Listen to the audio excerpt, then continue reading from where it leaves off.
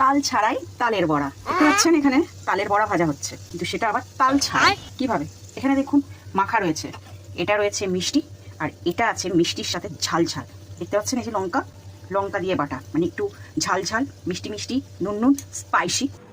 Ready হয়ে গেছে এই বড়াগুলো। এটা হচ্ছে মিষ্টি, আর এখানে রয়েছে লঙ্কা দেওয়া, ঝাল ঝাল মিষ্টি মিষ্টি। একটা ভেঙে দেখাচ্ছি কেমন হয়েছে। ওপরটা ক্রাঞ্চি আর ভেতরটা একদম সফট। কতটা সফট হয়েছে, সুপার টেস্ট। আর এটা হচ্ছে লঙ্কা দেওয়াটা, এটাও একটা ভেঙে দেখায় কতটা সফট হয়েছে। হালকা মিষ্টি আর হালকা একটু ঝাল আছে। এখন তালের সিজন নয়, বাড়িতে তালও নেই, তো কিভাবে বানালাম এই তাল ছাড়া তালের বড়া। এইটা কি বলুন তো, কি কি মনে হচ্ছে?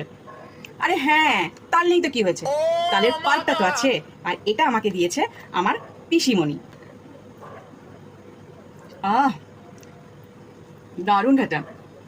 এইভাবে যদি পাল্প বানিয়ে রেখে দিই তো সারা বছর তাল ছাড়াই তালের বড়া খেতে পারবো না। তাল ছাড়া বা তালের বড়া হয় নাকি, পাল্পটা তো লাগবেই। যেমন তালটা খেতে সুন্দর, তেমনি তার বড়াটাও খেতে সুন্দর, মানে ফুলুরিটা তাল ছাড়া সম্ভবই না।